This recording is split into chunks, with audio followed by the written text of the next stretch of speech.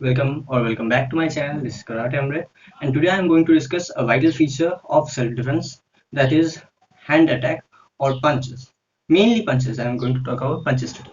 So, what are the forms of punches, and what are the mechanisms of punches, and what types of punches you are going to ever encounter or you are going to ever deliver to your opponent, and how and why a certain kind of punch is not good for your health or for your inflicting of damage, if inflicting enough damage. So let's begin. So yeah, guys, I'm back on my feet. Whenever you are standing, or suppose in a normal posture, you can begin with punch. I'm not showing my feet down right here because it's not that important for the moment. So whenever you deliver a punch, basically when someone is coming, you are like this, like this. It's the very basic, strategy that we humans think of punch, like this, or like this, or like this. Like this. This is the Bollywood version of punches. But this type of punch is not generally good, or in other words, effective for a hit. So what do you do when you need a perfect straight cut punch? That's pretty much simple actually. Okay, let's first understand the fist mechanics. What happens? This is your hand. You join it first. One, two. Completely hold this muscle. This muscle strip you see. You hold it in place, and here you go. Micromax go. Okay. This is how you clench your fist. And now, while punching, or you have to be able to open your hand at certain moments, so don't entirely force it down. But when you are attempting a straight punch, I believe you should clench your fist like you are holding a soft plushie and you are going to squeeze it till it's dead. Like, okay, you get my point. So at this moment what you do is you aim for straight punches. You can do it like this, very basic boxer kind of. And if you notice one thing, I'm rotating my fist. What this does is actually whenever you hit like this, just like this, it does not give much of an impact. But whenever you use that turning momentum, then you give more of a pushback. Okay, so it goes from, if you are if you are suppose with open hands and someone is coming towards you, and let us suppose this is their hand, they are supposed punching me. This is a broomstick basically. But if someone is punching me, what I can do is, first I can deflect it. And then I can go in for punch. Okay, so that is what you see when you see Karate Kids movies doing like this. Okay, so this hand, the hikite, this is known as the hikite. Okay, what this is basically is, this is pulling your hand. This is pulling the opponent's hand. If someone is like this, you are pulling my hand and then you are striking me. What this does is, it's taking out the center of gravity out of control from the opponent. You are taking the opponent's hand, and pulling it and pushing your punch using your hips. At this moment your hips become important. There's a turn. When you go punch, there's a turn. Okay, so basically what your punches look like is this. Okay, so what you're going to do is, if someone is punching, okay, this is suppose a countermeasure, because karate is self-defense. Okay, it's not attacking. I will explain the concepts of attacking and defense later on, but for the moment let us see. If someone is, you know flinch response, you all know about flinch response. Whenever something comes into your eye, you are like this. Okay, so whenever a punch comes, you are like this. Okay, you are defending yourself from the punch. So suppose this is your broomstick and someone is punching, because it does not hit me back and I do not have a partner right now. Okay, I'm pushing itself, I'm trying to save myself, and I use his inertia as my help. I'm not holding it like this. It's not possible to hold a moving train or a moving bullet. It's not possible. It's possible only in movies. So whenever you see something like this, you are just guiding, or basically just using a simple bit of friction. And you are pulling that. Suppose you are being pulled. Suppose you are being pulled, and then I aim for the punch. Okay, this is like a VR experience, but I can't help it. So you are pulling that person, drawing his hand to your hips, and then you go back in. So this is the basic karate punch that you are going to see. You can apply it as well. Someone is punching,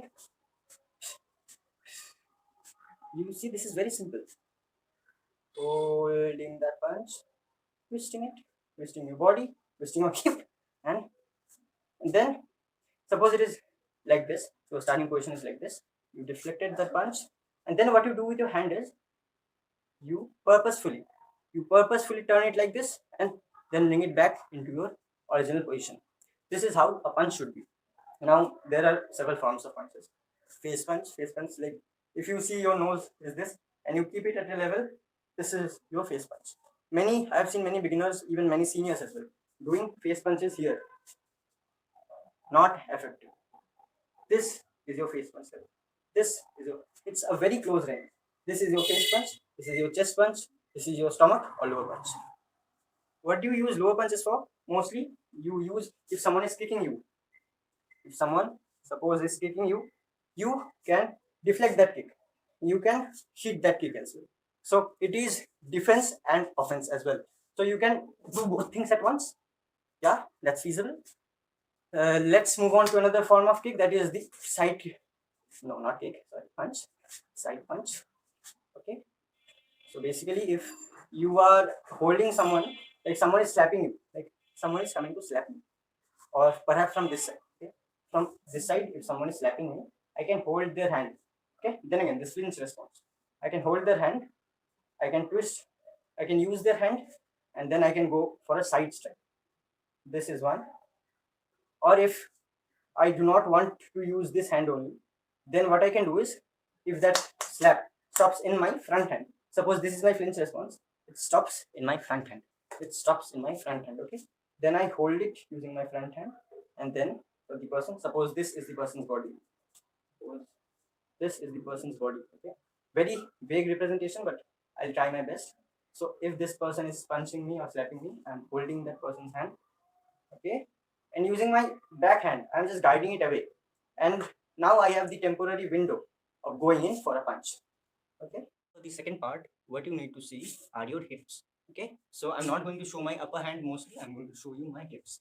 Okay. Suppose this is me, and I am punching someone. I can do, if these are my legs, I can basically dip my back leg in, so that if someone wants to counter attack, they can't. Okay. I can do another approach. Suppose I'm standing like this. I take out my left leg. Suppose I'm like this.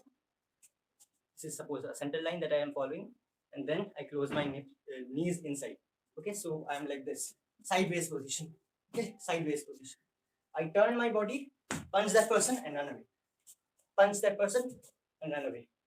Okay, this is basically a sort of wall. So punch that person and run away. I have that spring in my legs. That is why I'm folding my legs. And there is another reason. I'm going out of the line of action. My body is out of my line of action. When I'm folding my legs down, I'm moving my head, I'm tilting my head sideways, then I'm punching. Okay. What is very much of an important thing is, suppose you are like this, you are facing this side, and you are going to tilt your head 90 degrees.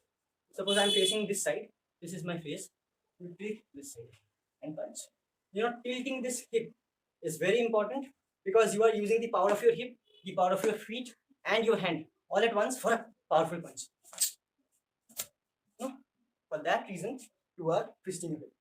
And why did I not in the beginning tell you to do a punch like this? Because whenever you are doing a punch like this, you are covering unnecessary area. You are taking excessive time. You are swinging your hand in a centrifugal manner so that it comes inside. So you are basically wasting your energy.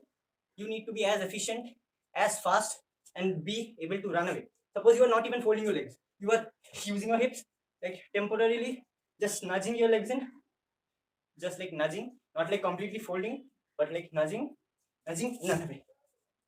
Punch, then run. That, and a punch to your face, punch to the throat, or any strike to the throat, punch to this position of the face. It's very much of a fatal thing. And if someone is not wearing specs or something like that, you can punch them in the eye. It knocks them out for a certain period of time. So that gives you a random window to run away, and you have to punch them hard. If you have not punched them hard, stand your ground and make them unconscious for them. If they are unconscious, you can run away like a coward and save your life for the day. So that will be everything, guys. I will be posting another direct hands-on approach with another partner and there are several videos coming like what are the different approaches of self-defense, go no sun, sen no sen, and sen. That basically means like wait, like defend and then attack, attack while your opponent is attacking, and attack whenever you feel like attacking, like attacking first, defending and attacking, attacking and attacking at the same time. So these are the three approaches of self-defense. I will explain them in details later on. So till then, stay tuned, stay safe.